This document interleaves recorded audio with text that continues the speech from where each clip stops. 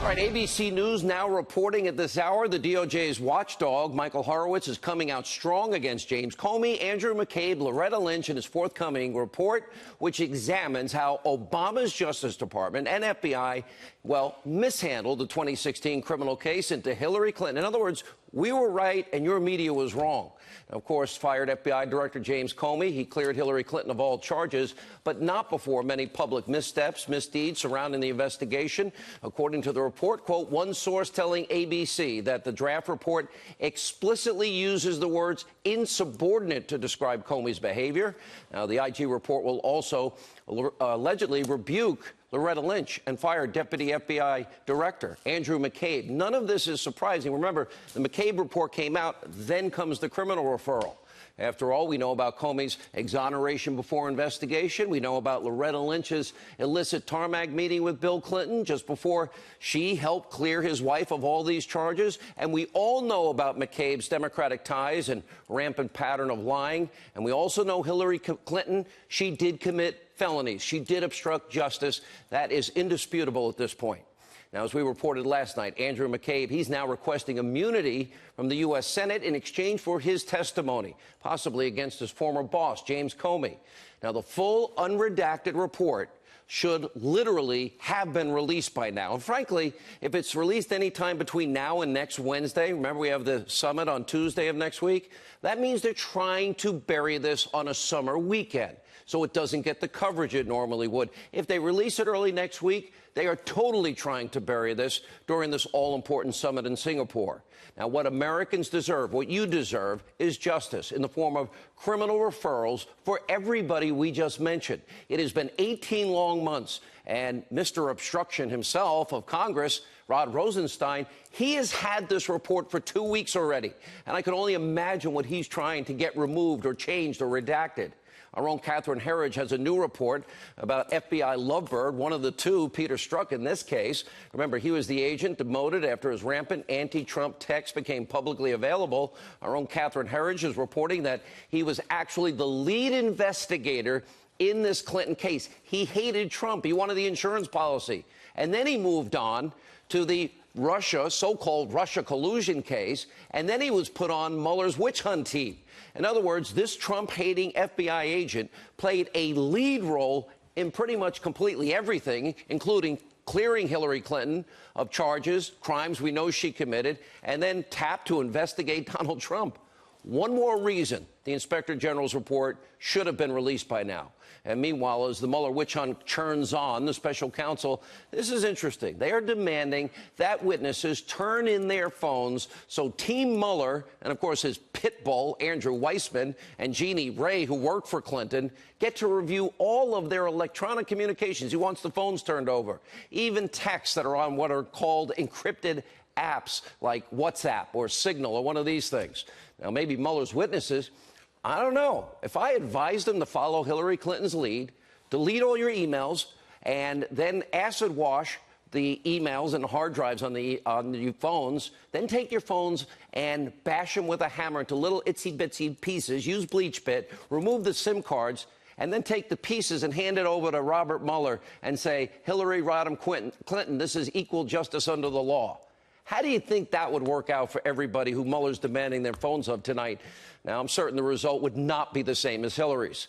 And meanwhile, the person in charge of this Mueller witch hunt, the Deputy AG, Rod Rosenstein, he has responded to growing calls for his recusal, writing a letter to Senator Lindsey Graham stating he will recuse himself if deemed appropriate, and he's the guy that recommended Comey's firing. He signed off on the final FISA warrant based on Hillary Clinton's bought and paid for dossier that even Christopher Steele said maybe 50-50. So given that Rosenstein is overseeing an investigation where he's a key witness and he signed off on the FISA, I think it's probably deemed inappropriate a long time ago. And earlier today, former New York City mayor, current Trump attorney Rudy Giuliani had very strong words for the seemingly never-ending fishing expedition to undo the election of you, the American people. Watch what the former mayor had to say. They are a group of 13 highly partisan Democrats that make up the Mueller team, excluding him, are trying very, very hard to frame him, to get him in trouble when he hasn't done anything wrong. Now, they may not know they're doing it. They may not realize they're doing it. But they can't emotionally come to grips with the fact that this whole thing of Russian collusion didn't happen, right? That they're trying to invent theories of obstruction of justice. The president fired the FBI director. The president has the right to fire the FBI director. The president should have fired the FBI director. He was a terrible FBI director. Even Comey said he had a right to fire him. We'll get back to this witch hunt in a minute. Also tonight, bad news for the Trump-hating mainstream media. Their rampant, disgusting conspiracy theories about our First Lady, Melania Trump, being missing in action came all crashing down today as the First Lady appeared alongside her husband at an event in Washington, D.C. So much for the conspiracy theories. Take a look. I'd like to sort of maybe say and pay some respects to some of the people here today. I have a list. Of course, we have to start with our great First Lady, Melania. Thank you, Melania. She's doing great. She went through a little rough patch, but she's doing great, and we're very proud of her. She's done a fantastic job as First Lady. The people love you. People of our country love you. So thank you, honey. We're glad she's healthy. And by the way, her approval ratings are higher than the president's. And now also the president delivered a very special message for the media today on Twitter, writing, the fake news media has been so unfair, so vicious to my wife, our great First Lady Melania. During her recovery from surgery, they reported everything from near death to facelift to she left me in the White House for New York or Virginia to abuse. All fake, and she's doing really well. All right, let's turn our attention now to Kim Kardashian. Okay, you didn't expect me to say that, did you? Now, she visited the Oval Office, as you know, recently to shine a light on the criminal justice system and reform in particular, and one case involving Alice Marie Johnson, who was a great-grandmother. Remember, she was sentenced to life in prison after being found guilty of nonviolent drug charges. It was only her first offense. Today, President Trump commuted the sentence of Ms. Johnson, who has already served 22 years. Now, a few hours ago, Kim Kardashian thanked the president, writing, quote, so grateful to @real Donald Trump, Jared Kushner, and to everyone who showed compassion and contributed countless hours to this important moment for Miss Alice Marie Johnson. Her commutation is inspirational and gives hope to so many others who are also deserving of a second chance. And, of course, by the way, this is likely just the beginning of what is a long-needed conversation in this country about sentencing, criminal reform that the president has vowed to tackle. This two-tier justice system that we now know way more than we should about, it stretches wide and it stretches far. These issues must be addressed. Equal justice under the law, equal application of the laws. By the way, we do wish Ms. Johnson all our best tonight. And meanwhile, someone who has actually benefited from our two-tier justice system, speaking of which, his whole entire life, former President Bill Clinton. Yeah, he's back in the spotlight. Believe it or not, he's finally facing some backlash from the mainstream media and Democrats over his long history of sexual abuse and misconduct. And Democrats in the media, remember, they protected the Clintons all through the last presidential campaign. That is until November 9th, 2016, the day after Hillary lost. Remember this.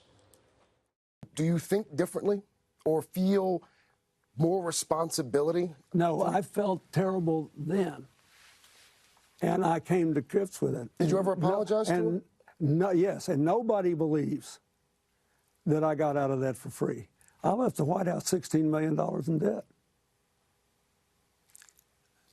But you typically have ignored gaping facts in describing this, and I bet you don't even know them. Do you feel like you owe her an apology? No, I do. I do not. I've never talked to her, but I did say publicly on more than one occasion that I was sorry. I dealt with it 20 years ago plus, and the American people, 2/3 of them stayed with me, and I've tried to do a good job since then with my life and with my work. That's all I have to say to you. Now, following that interview, Bill Clinton actually trashed NBC News for finally asking a tough question. Kind of questions they should have asked during the campaign in 2016, and they fired back. Take a look. The former president, Bill Clinton, expressing some regret over his controversial remarks about Monica Lewinsky here on Today, but still making false allegations about that interview with Craig. Overnight, the former president said that his interview with us was not his quote, finest hour. Speaking with Mr. Colbert, Mr. Clinton made another public apology for his behavior during the Monica Lewinsky scandal, but also took issue with the questions we asked him earlier this week. I think the tape speaks for itself. Yeah. You, of course, did not assert that he never apologized. You asked whether he had apologized. Thank you very much. Of course, NBC News, the rest of the media is about 30 years too late. Remember, they gave Bill Clinton a complete and total pass until his wife lost the election. Right here on Hannity, we did call out Clinton's alleged sexual assault year after year, way before the Me Too movement and way before the left seemed to care about his misconduct. You might remember this. You described a scene where he was biting on your lip, and then when it was all over, he was leaving. Said, you better put some ice on that. Yeah, and casually put on his sunglasses and walked out the door. It was a terrible ordeal for me, and no woman should be subjected to it. But it was an assault. He assaulted you. Yes. He touched, grabbed, fondled, and kissed you against your will. Yes. And it's an allegation that is not made by one woman, it's made by multiple Many women. of us. I said, well, I may need to be going or something. And next thing you know, he pulled down he sat down, pulled down his pants, his whole everything, and he was exposed. And I said, I'm not that kind of girl, and I need to be getting back to my desk. That Juanita Broderick interview, one of the hardest I've ever done in the 23 and a half years here at Fox. Only one more example proving that we will never be the mainstream media. We do care about people, the American people, and we cover the stories they just refuse to because they're so politically oriented, agenda-driven. These are issues that should transcend politics. Finally, tonight, we finish with yet another amazing piece of economic news, perhaps the best ever. For the first time since the stat started recording, the United States has more jobs today than jobless claims. Get that. We have more jobs available than we have people on the unemployment lines. And on top of that, we have 14 states today with record low unemployment numbers and record low unemployment for women, African Americans, Hispanic Americans. Now, remember, if this was the Obama administration, I guarantee you Chris Matthews would be having a lot of thrills running up and down his leg. It'd be nonstop, 24/7. But this president did promise you jobs, jobs, and more jobs. And in 501 days, guess what? He's delivering.